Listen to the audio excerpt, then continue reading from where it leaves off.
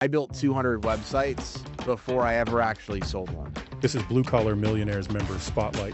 Today, Adam McChesney, CEO of Builders of Authority and the guy who turned a failed experiment into a multi-million-dollar empire. Marketing is going to work. If you have the right strategy in place, it's either a matter of how long it's going to take for it to work or how much money you're going to have to put into it. This thing starts to generate 400 phone calls a month. I'm giving you literally $1 a call. We grew from 7 employees to 35 this year, done a bunch of awesome stuff, right? But we're also focused on strategic growth, right? We grew from 500,000 to 2 million plus this year. A mentor once told me, Ricardo, you don't have to be the best out there, but you have to be the best known.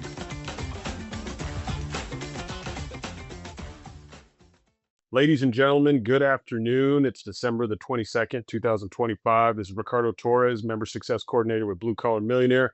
And on today's show, we have Adam McChesney of Builders of Authority. Adam, welcome, brother. Tell us a little bit about yourself. Yeah, Ricardo, thanks for having me, man. So Adam McChesney, born and raised here in St. Louis, Missouri. Have my wife, Delaney, that I've been married to for 6 years now. We have a little one, Murphy, who just turned 2. I'm the CEO and founder of Builders of Authority. So we're a full service digital marketing agency doing everything from logo and branding to website design, search engine optimization, and then paid ads on Google and Facebook for contractors.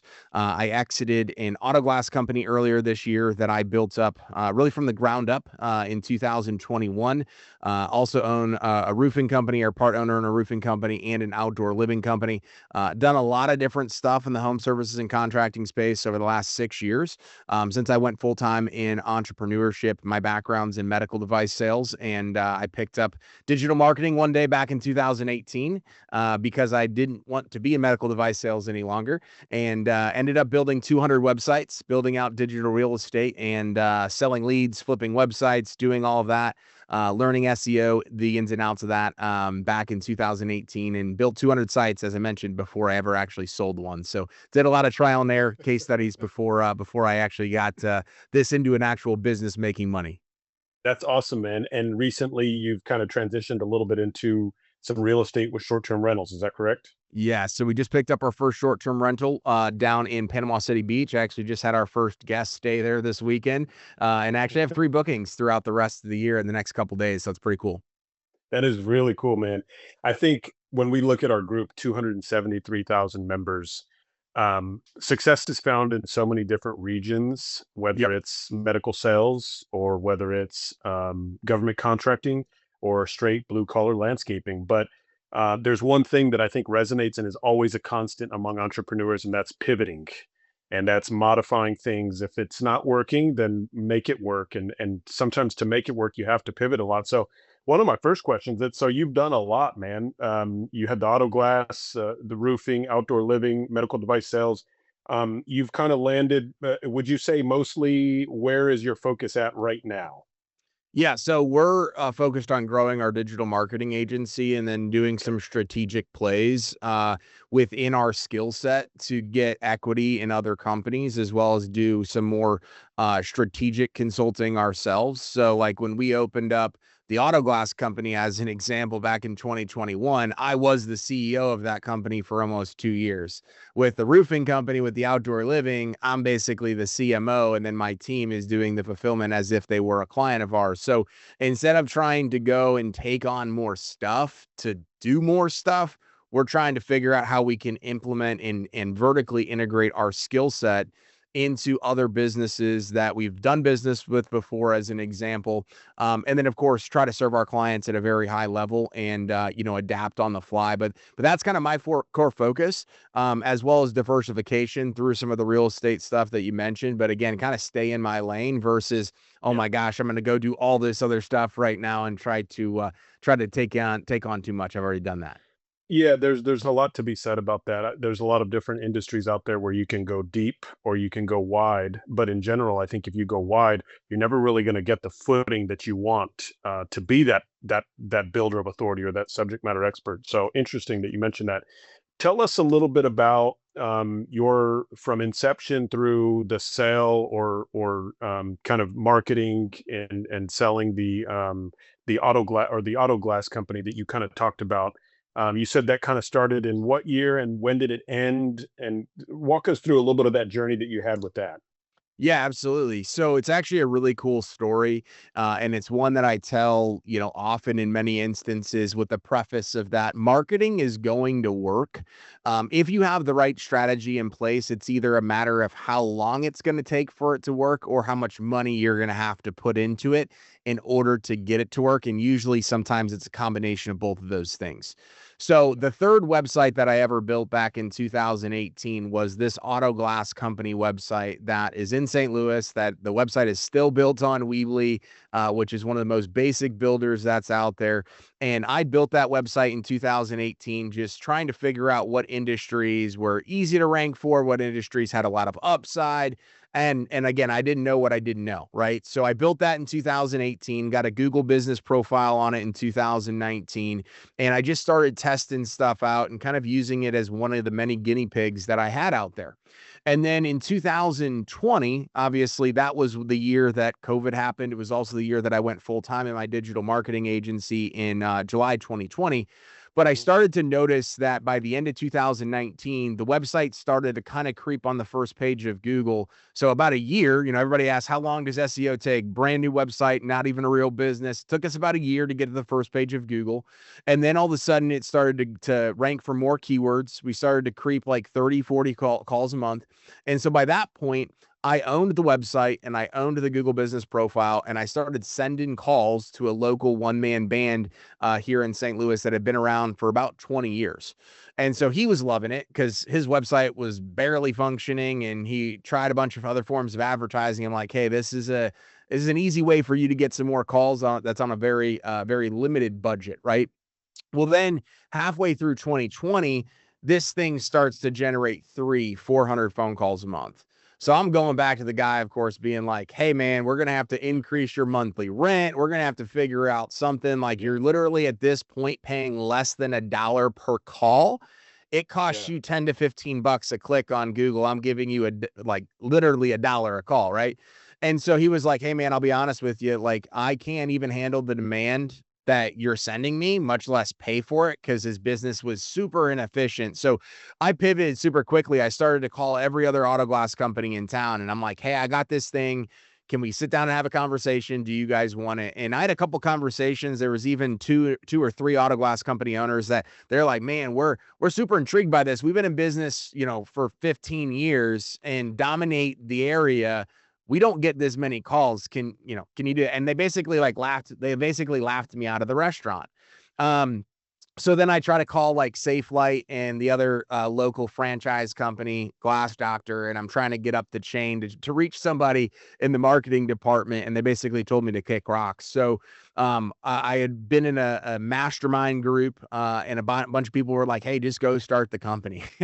and, you own the asset, right? You have the demand. Just go start the company." So I planned a bunch, did that towards the end of 2020, found somebody that helped kind of start the company with me, or at least was doing the work in the beginning.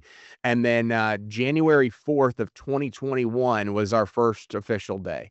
And I always joke about it because the first day we had 43 phone calls, right? Most businesses, it takes them a while to get 43 phone calls, much less the first day of business. Now, we ended up preparing, right? Because we had no idea about the auto glass space. Like, we knew we were generating calls, but we are like, hey, we're going to buy a bunch of repair equipment. We got this all set up, and we were ranking for a bunch of repair keywords. But in auto glass, right, most of the time it actually needs to get replaced. So on day one, we got 43 phone calls and only could actually help one person.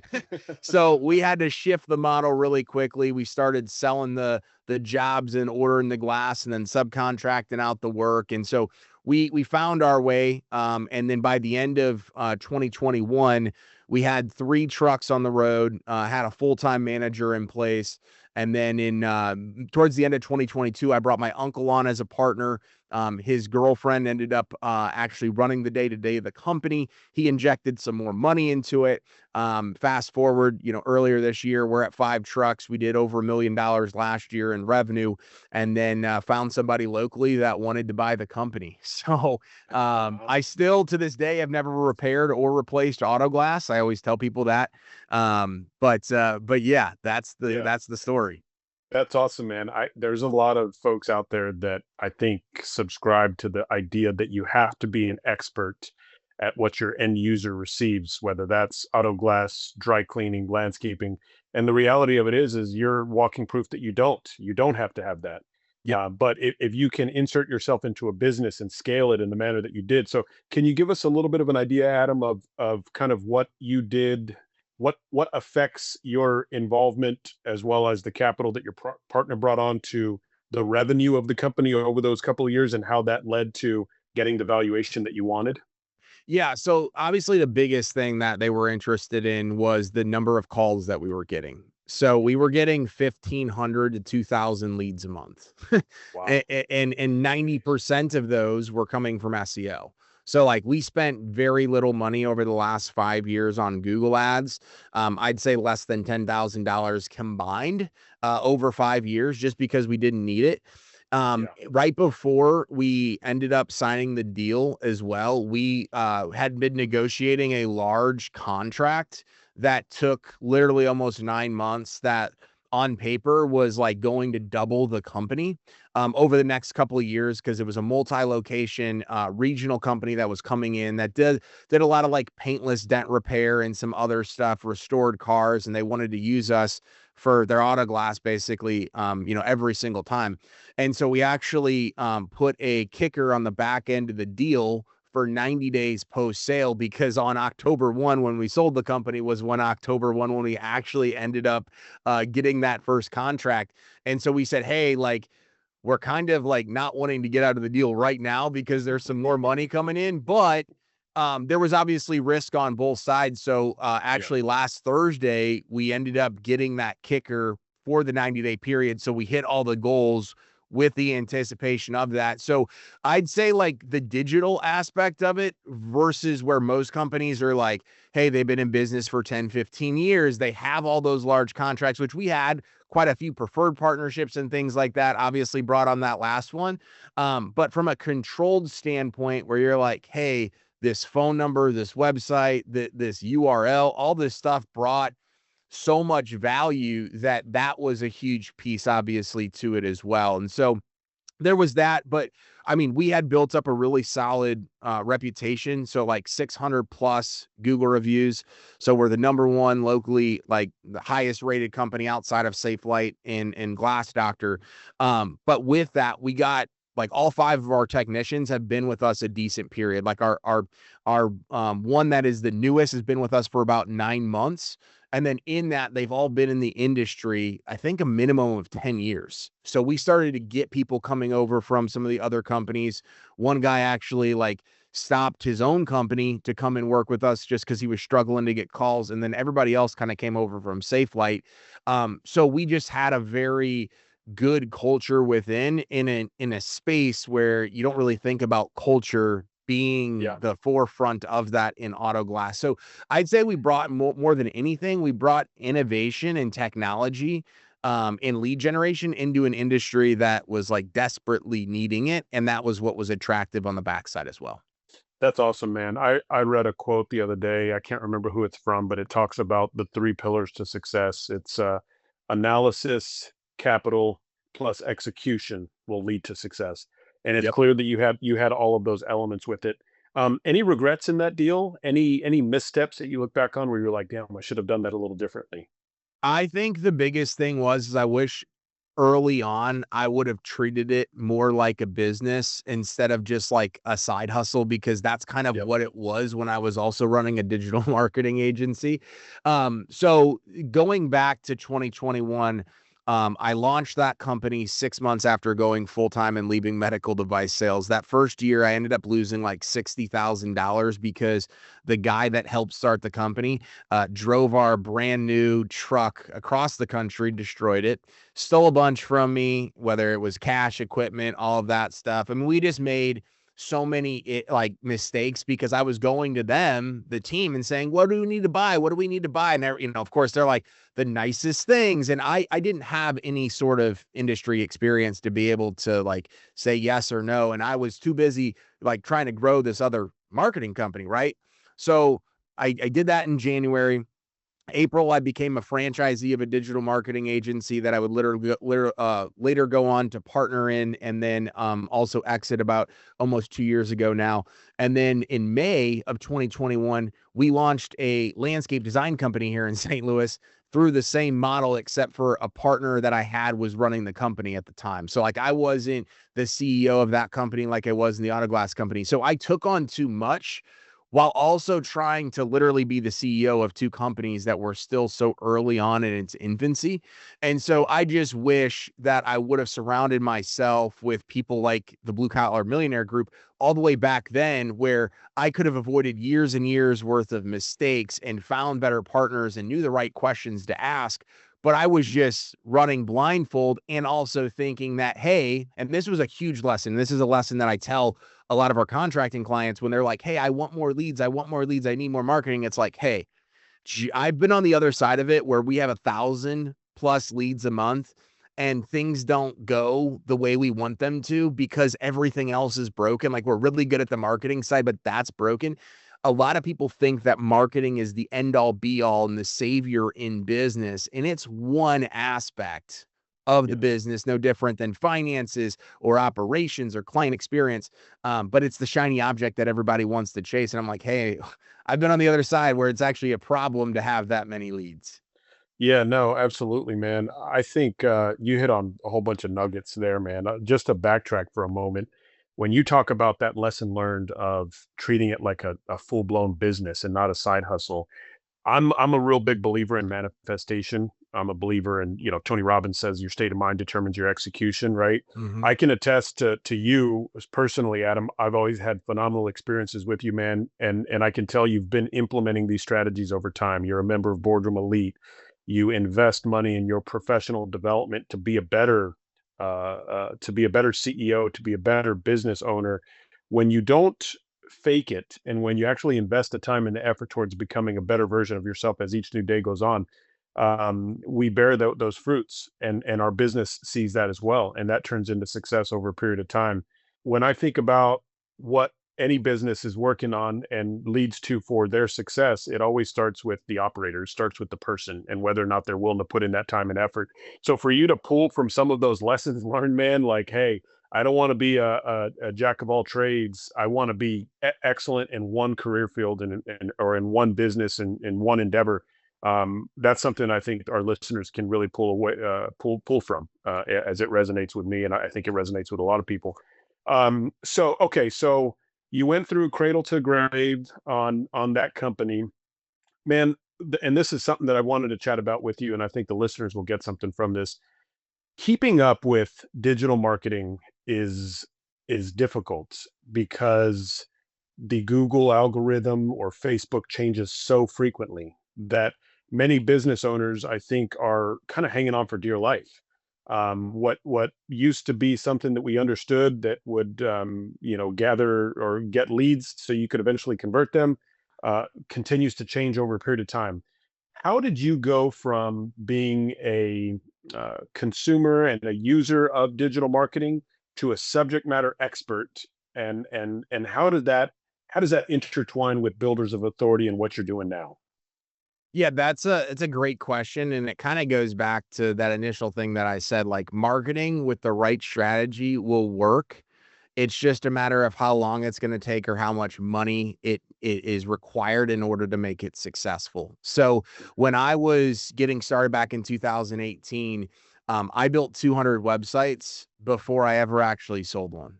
Like, I lost a lot of money testing everything out, and a lot of it was also, like, that imposter syndrome of, "Hey, I'm making good money in medical device sales, like, what if this what if I'm actually good at SEO? What if I'm actually good What if? and Yeah. and I have to make this decision to, like, leave security and go do all those things or, like, stay in medical device sales." A lot of digital marketers, and I'm friends with many of them, like, they've been in business for a very, very long time. They haven't ever worked on 200 websites in 10 years. They've never built, like, so I had basically a 2-year, like, runway of case studies in trial and error of hard knocks of digital marketing and SEO, and I didn't charge people for it, right? And so people were loving just that I was giving out value for free or giving out leads for free or making it like a no-brainer deal for them, that by the time I went full time, it was like, hey, are you a roofer? Are you an auto glass company? Are you appliance? I'd been in so many different industries and had so much knowledge and expertise in the actual thing of SEO that it felt like I had 10 years of experience, right? Love it. Because I was willing to suck at it for 2 years, lose a bunch of money in order to get to where I'm at right now. So very long-winded is like that starting point has helped me get to where I'm at right now. And then from everywhere in between, the best part, I think, about how I got into it with my sales background, but because I didn't need this to work, like I could go back to medical device sales tomorrow if I wanted to. And if I failed early on, I could.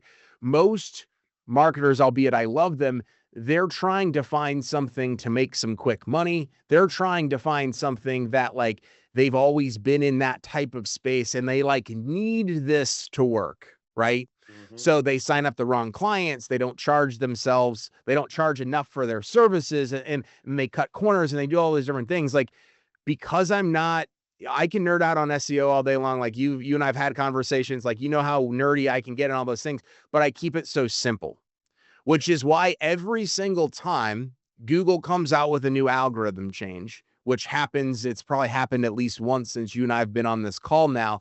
Things are always changing. It's why there's very little fluctuation with most of our websites every single time a new algorithm update comes. Because we stick to the basics, because I know that the basics are going to work. Yes, we try new things all of the time, but I try new things on my assets, my websites, I still have 100 plus websites that we're testing out stuff in the background. So I don't have to take our clients' money to go do it. Now, Love it. again, a lot of people end up giving up too early, whether there's people that reach out to me, hey, I'm going to leave this other marketing agency. I'm like, dude, you've been with 5 agencies in the last 2 years, or you just started with them 3 months ago. It's actually working. Like, don't come over and work with us because you're going to be unhappy. You're going to be unhappy anywhere you go, right? People don't end up giving it enough time, and time, it's only getting harder to compete in Google, in AI, in all of those different things. So I know that was kind of a long-winded way to answer your question, but like keeping it simple is the way to make sure that you're gonna, in a long game, win on Google. A lot of people want to go for like the magic pill, which you can get that, then Google slaps your wrist, or they want to stay super, super safe and do it. It's like, no, just follow the path. The path is going to change a little bit, but you don't have to overexert yourself. You don't have to try to reinvent the wheel like so many people do. Yeah, I think that's huge, man. I think at the end of the day, if you continue to flock to each new trend, you're never going to have any bedrock. Yep. You mentioned some of the basics. Let's say I'm a blue collar owner doing $500,000 a year in revenue. I'm in landscaping. I'm in Central Florida.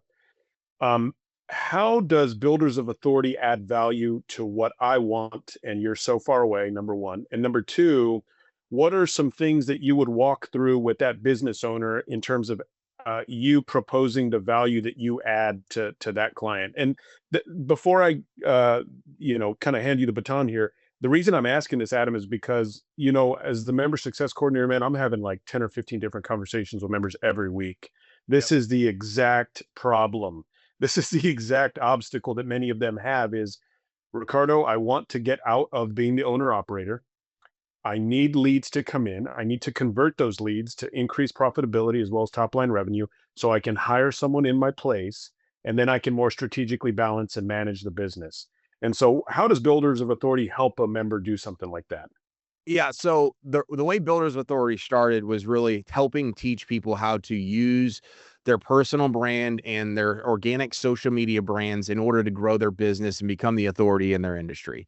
We relaunched our digital marketing agency after my exit was finalized a little over a year ago, where we've now grown again in the digital marketing agency, and we serve 80 plus businesses.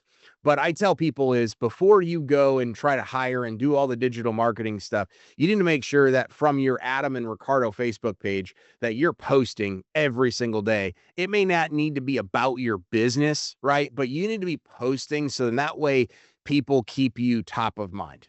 I very rarely like have a consistent streak of posting about my business every single day. It's usually It's tough to do. entrepreneurial stuff. It's just top of mind stuff that entrepreneurs are going to take something from it and remember me when they need digital marketing. And it works. We get 3 to 5 leads a day and have literally for the last year and a half. And we're doing that years and years ago when I was at my previous agency.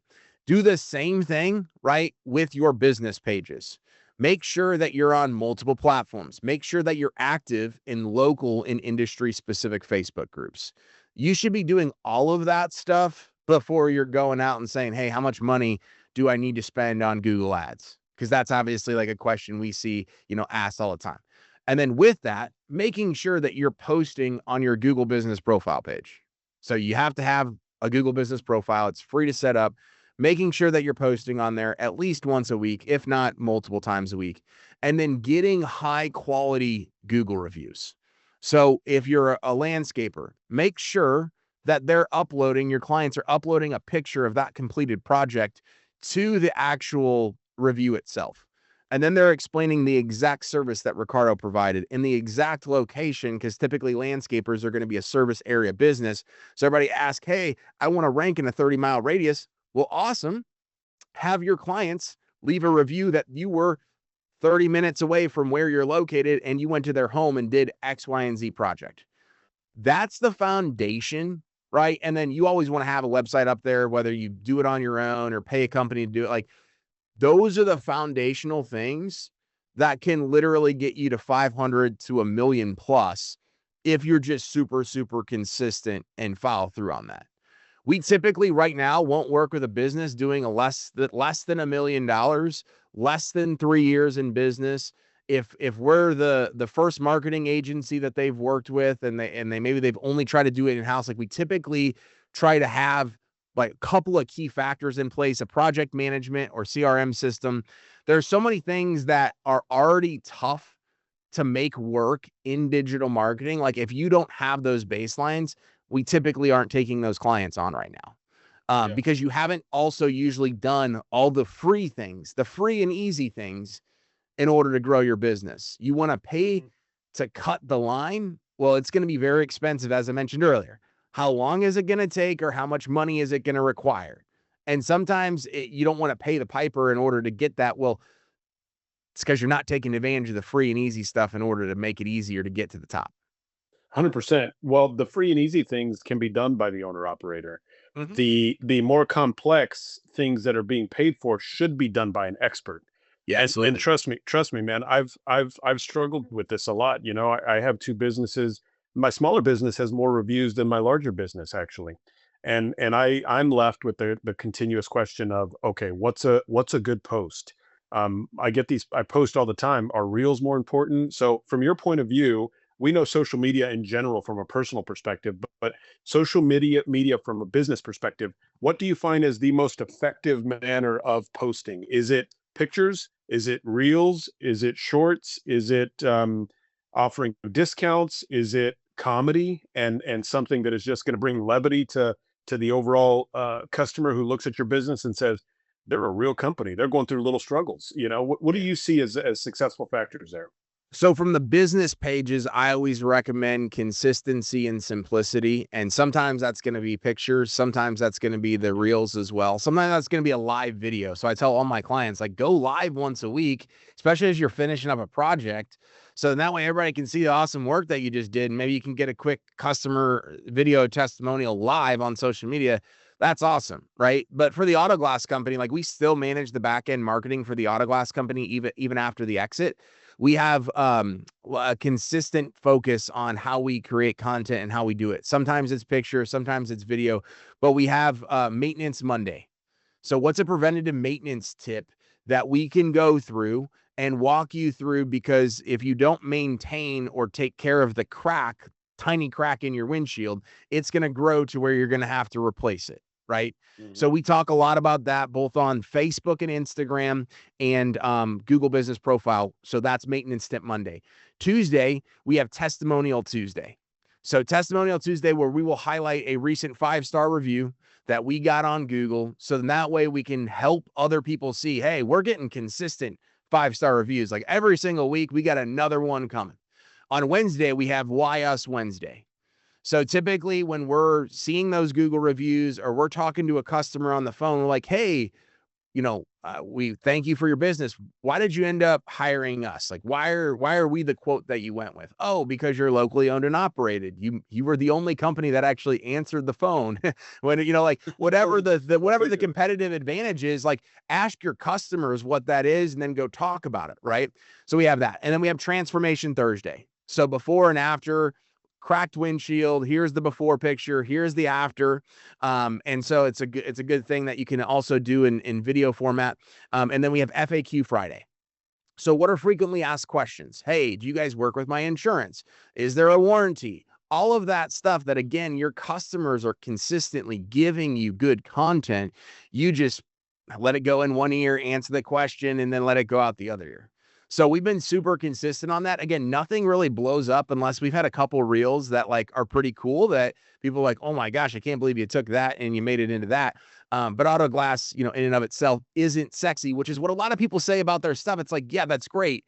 But we're the only company in St. Louis that's consistently posting about all this stuff. So again, it's gonna take off at one point and be consistent over time when people just need our stuff. Yeah, 100%. A mentor once told me, Ricardo, you don't have to be the best out there, but you have to be the best known. You have to be Yeah. someone that they know they can go to, that has been front of mind, as you indicated, Yep. as opposed to out of sight, out of mind. So I think there's a lot of value, man. You've given us a lot of great tidbits. I wrote down the Monday through Friday mantras as well as the 3 takeaways, and I'll wrap this up when I make this post. But just to kind of come to a little bit of a conclusion here and wrap things up, Adam, what are you working on over the next year or two, and where are you focused? Where's your vision taking you? Yeah, so we are investing a lot right now, like 6 figures plus in AI for our own business.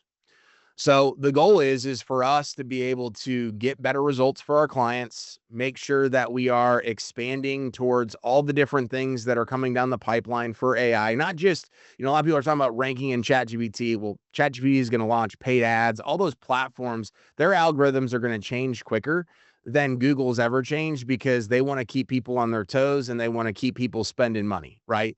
So we're doing it for that reason, but we're also trying to future proof our own business to say, hey, every single process that we do, every single SOP, QA check, employee onboarding, we want to have this thing fully automated with basically an AI agent kind of running and doing the minutia inside of our business. So then that way our doers can basically become managers of AI so we can be way more efficient.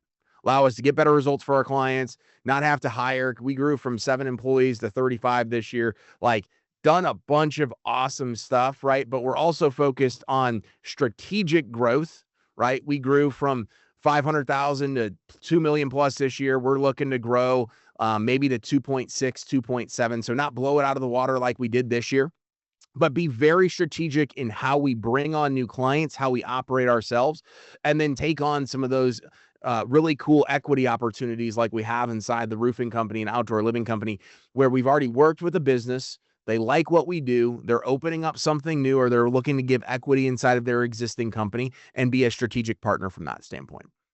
I love it, man. I love it.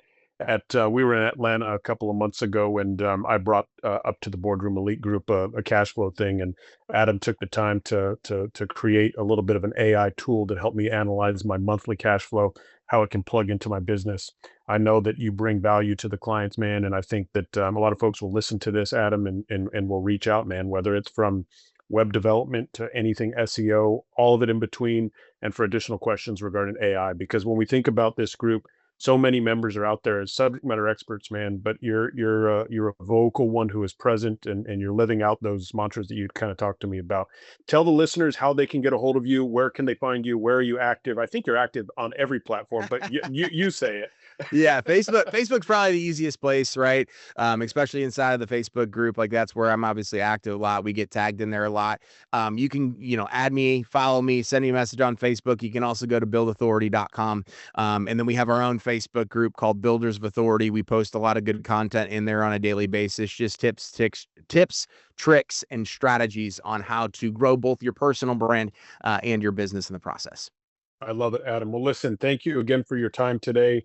Blue Collar Millionaire appreciates it. Thank you for your time. And I'm going to run some stuff by you after this call, man. I've got some ideas that I have that I'd like to move forward with. Yeah, sounds good, man. Thank you. Awesome. Good stuff.